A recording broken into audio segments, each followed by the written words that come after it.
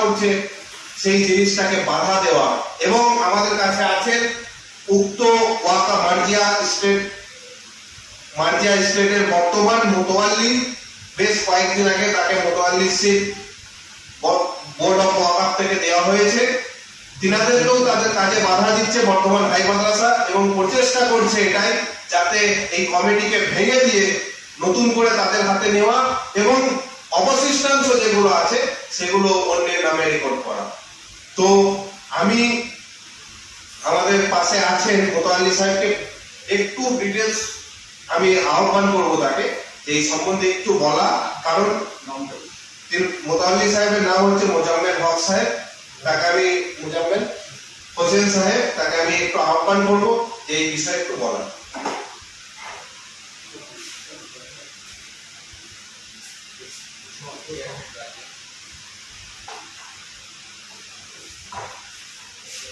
বর্তমান কমিটি আছে, এদের কাছে আমাদের প্রথম থেকে দাবি ছিল যে যেহেতু এটা ওয়াক সম্পত্তি সেল করতে পারে, এই আমার সঙ্গে বিরোধ। তারা এই সমস্ত সম্পত্তি যেটা মনে করছে যেটা ওয়াক বোর্ডের যে সম্পত্তি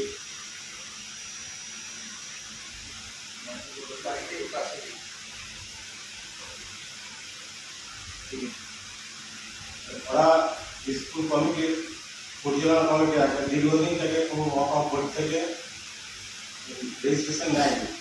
একটা কমিটি তৈরি করা হোক, সেই কমিটি দেখভাল করবে, এইখানটাই আমাদের আপত্তি ছিল।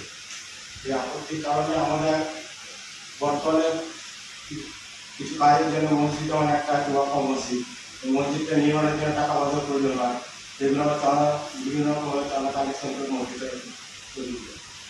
এই মসজিদ তৈরি করার পিছনে ওয়াকফ সম্পত্তির যে টাকা পয়সা আছে বা লেনদেন করা হয় সেগুলো আমাদেরকে দেওয়া হয়।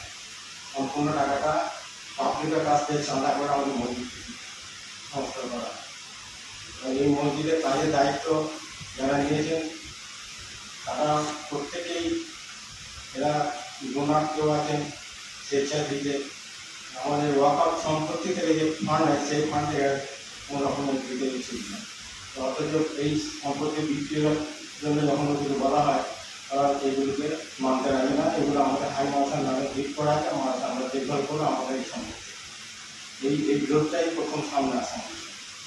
আসলে এটা ওয়াকফ সম্পত্তি ব্যক্তিগত একটু ব্যবহার করতে পারে না, আর ওয়াকফ বোর্ডের অনুমতি ছাড়া কোনো করা সম্ভব না, সেটা আমরা ওনাদের কেউ মানতে রাখি না। এই জন্যই আমাদের আন্দোলন, এই সাংবাদিক সম্মেলন করা আমাদের দেখানো হচ্ছে দ্রুত যাতে তদন্তার হয় এবং যারা এই সমস্ত কাজের সঙ্গে যুক্ত তাদের চিহ্নিতকরণ করা হয়। সেই দিকে আইনগত দিক থেকে, প্রশাসনের দিক থেকে, সমস্ত দিক থেকে সব দিক থেকে এইগুলো আমার আরেকটা বিষয় আপনাদেরকে একটু আমি জানিয়ে দিই যে যিনি ওয়াকফ করেছেন তিনার কিছু উদ্দেশ্য ছিল, তার প্রেস রিলিজ আপনাদেরকে দেওয়া হবে। সেই উদ্দেশ্যের মধ্যে আপনাদেরকে প্রাথমিকভাবে আমি একটু সারাংশ বলে দিই। তিনি এটা বলেছিলেন যে আমার এই সমস্ত সম্পত্তি টিকরহাট মাদ্রাসা তথা জুনিয়র মাদ্রাসার নামে ওয়াকফ করছি। আমি যতদিন জীবিত থাকব আমি উক্ত সম্পত্তির মোতোয়াল্লি থাকব, এবং তিনি যে ডিডে যে সমস্ত নিয়ম কানুন বলেছিলেন সেই নিয়ম কানুনের মতে আমি চলবো। যদি না চলি টিকরহাট মাদ্রাসা কিন্তু আমাকে সরিয়ে খোদাবিরু ভালো মানুষ যিনি পরিচালনা করবেন সৎ মানুষকে দায়িত্ব দেওয়া হবে।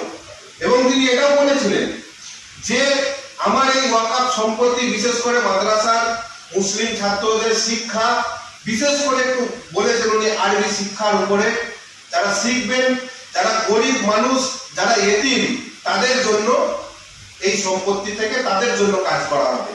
এবং তিনি আরো একটা জিনিস বলেছিলেন যে ভবিষ্যতে যখন টিকরহাট জুনিয়র মাদ্রাসা অস্তিত্বহীন হয়ে পড়বে তখন কোমলসাগর নিবাসী মানুষরা খোদাভীরু ধার্মিক মুসলমান তার উপর দায়িত্ব দিয়ে মোতোয়াল্লিশিপ তাকে দেবেন এবং তিনি পরিচালনা করবেন, এগুলো তিনি বলে গিয়েছেন। কিন্তু বর্তমানে মার্জিয়া ওয়াকফ স্টেটের কোন রকম কোনো মোতোয়াল্লি এতদিন ছিল না।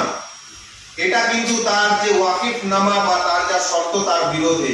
আর সেই বিরোধ তিনি এটুকু বলে গিয়েছিলেন যে এ সমস্ত ওয়াকফ নামা সাধারণ মুসলমান গরিব মানুষের জন্য ব্যবহৃত হবে, কিন্তু সেই শর্ত না মেনে কিন্তু বর্তমান হাই মাদ্রাসার কমিটি এবং তৎকালীন যারা সভাপতি আছেন, সেক্রেটারি আছেন বা যে সমস্ত হেডমাস্টার, তারা কিন্তু মানে কি বল স্বেচ্ছায় কোন রকম কোনো কিছু পরোয়া না করে বেআইনি ভাবে অনৈতিক ভাবে বিক্রি করেছে।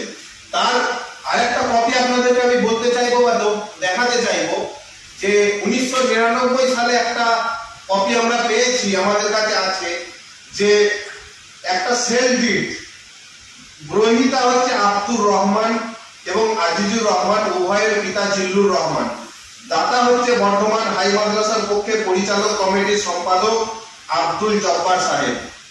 তো যিনি জিল্লুর রহমান, দুই ছেলের নামে রেজিস্ট্রি হচ্ছে জায়গা, সেই জিল্লুর রহমান তৎকালীন সময়ে 1999-এ উক্ত মাদ্রাসার হাই মাদ্রাসার প্রধান শিক্ষক এবং সেক্রেটারি সাহেব, তার নামে কিন্তু তার ছেলেদেরকে জায়গায় রেজিস্টার ডিড 2 লক্ষ টাকার বিনিময়ে বিক্রি হচ্ছে।